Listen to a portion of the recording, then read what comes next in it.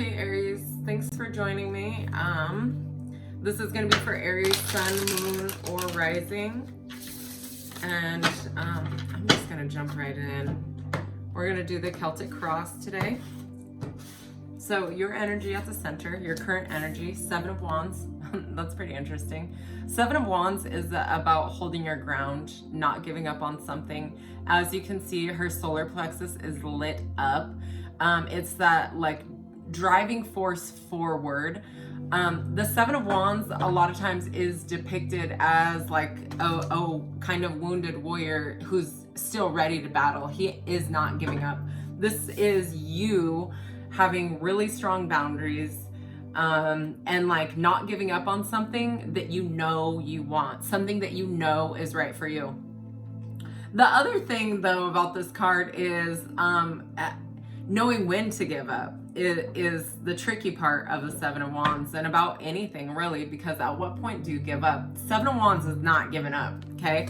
And that is so Aries energy, very determined to like get whatever it is they want, for sure. And that is your current energy. I also wanted to say Seven of Wands is in the Thoth deck. The Seven of Wands is called Valor, which is Valor is basically not giving up in the face of adversity when others would have like given up long ago, right? So what's crossing that energy is the Justice card. So this is what's sort of getting in the way of you getting what you want, right? And the Justice card is about fairness, legal issues, karma.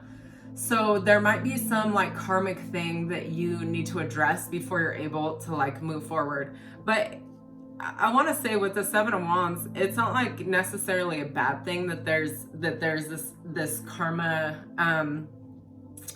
crossing you, and it's almost as if like the difficulty is really teaching you something karmically that you need to know or experience in this lifetime.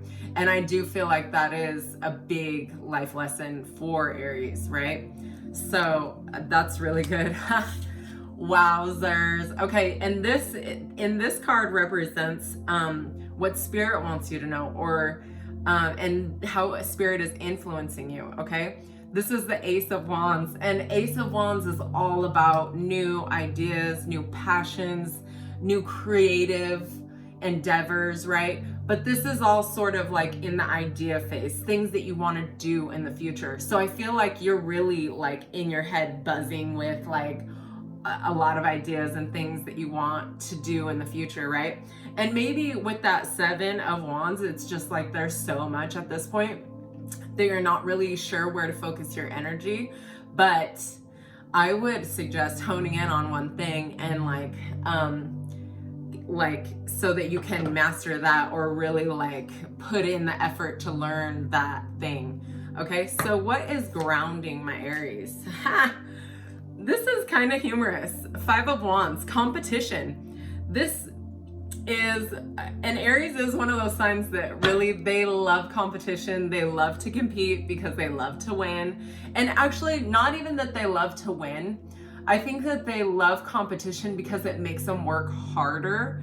Not necessarily all about winning, because they know they're really fucking good at whatever they do. But Five of Wands is change, challenge, and like this is about practice, right? It's Five of Wands to me always sort of reminds me of like when you're learning something new and there's that point that you get like kind of like stressed or pissed off because you're like, I should know this, but like in that is like sort of the struggle to like get beyond and really learn something. So this to me is like putting something into practice, and it's not easy. It is something new that you're learning. It's like sort of like working, it's almost, I was gonna say working to perfect something, but it really is like about physically doing something to like almost like get muscle memory or whatever. Working to perfect something is like Eight of Pentacles energy, so I don't want to say that. I really feel like this is like endurance, practice, challenge, So, oh my gosh, all this fire energy, crazy. All right, recent past and in the future. So in the recent past, Two of Swords, there was a decision to make, and there might have been confusion about which way to go. Like you probably, yeah, you definitely did make a decision, because in the future, you have this Ace of Swords, which is like really like clear. I want to, like, this is a new thought, new idea, but it's like, to me, from the Two of Swords to the Ace of Swords, it's like you chose a direction and you have a lot of clarity about what you want in the future. The Two of Swords energy, this actually could have been like other people in your ear about whatever you wanted to do and like trying to influence you in one way or the other, right? So there's that, and it's actually interesting because the Two of Swords and the Ace of Swords are facing away from each other. And I actually kind of love that for you, because the Ace of Swords, I feel like you have clarity in your mind and your thought, and you trust yourself and your own intuition to guide you and moving forward. The Two of Swords is actually looking back at the past, and the Ace of Swords is looking towards the future. So I actually really love that, because you have like this clarity, and you have two aces in your reading as well, so that is like really positive, and it also is like a yes. So if you're watching this for some sort of guidance about something new that you want to try, or that you want to do, or that you want to create, that's a hard yes. Get it going on whatever it is you want to create, okay? Next, we're going to take a look at your house and home. House and home is great. Queen of Cups.